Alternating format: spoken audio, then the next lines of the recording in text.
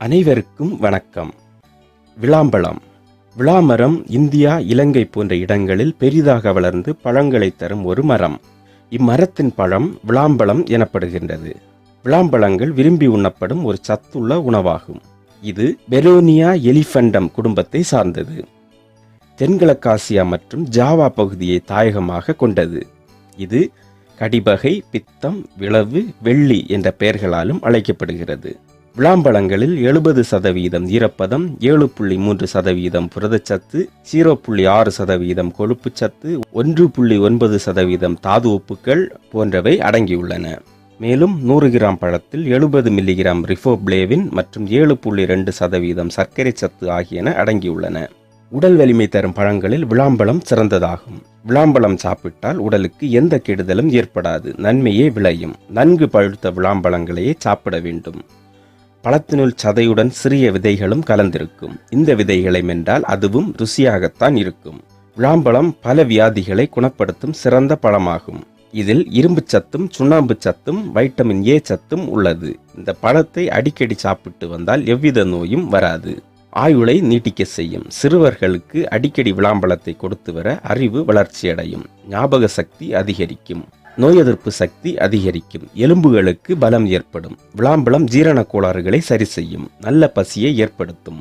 வயதானவர்கள் விளாம்பழம் உண்டு வந்தால் அவர்களுக்கு ஏற்படும் ஆஸ்டியோபோரோசிஸ் என்னும் எலும்புகள் உடையக்கூடிய நோய் எட்டி பார்க்காது. பற்கள் கெட்டிப்படும். நல்ல ஜீரண சக்தியை தரும். இரத்தத்தை விருத்தி செய்யும். நன்றாக பழுத்த விளாம்பழத்தின் ஓட்டையை நீக்கிவிட்டு சதையை ஒரு பெரிய நெல்லிக்காய் அளவுக்கு எடுத்துக்கொள்ளவும். இதனுடன் சுக்கு, நாட்டு சர்க்கரை அல்லது வெல்லம் சேர்த்து 1 டம்ளர் நீர் விட்டு கொதிக்க வைக்கவும். இதை வடிகட்டி குடித்து வர வயிற்று உப்பிசம், பசியின்மை, சுவையின்மை, ஈரல் பாதிப்பு, இதய கோளாறுகள் குணமாகும். பித்த சமனியாக விளங்கி செரிமான கோளாறுகளை சரி செய்யும். பசியை தூண்டக்கூடிய மருந்தாக விளங்குகிறது.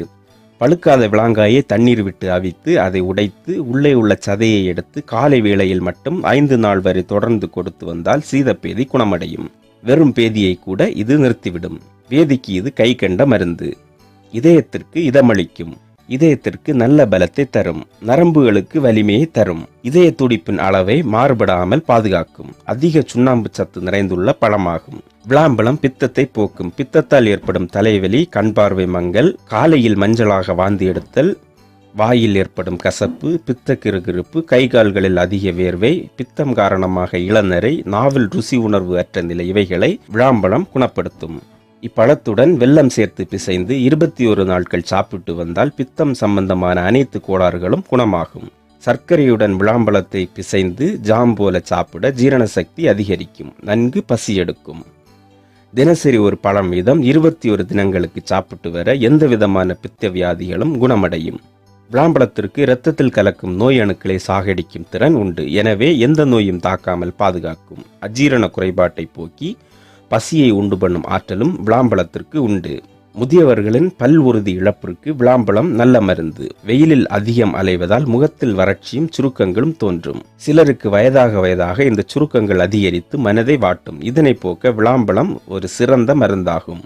2 டீஸ்பூன் பசும்பாலுடன் 2 டீஸ்பூன் விளாம்பழ விழுதை சேர்த்து நன்றாக அடித்து முகத்தில் மாஸ்க் போல போட்டு சிறிது நேரம் கழித்து கழுவிவிட்டால் முகம் இழந்த பொலிவு மீள்வதுடன் இன்னும் இளமையாக மாறும்.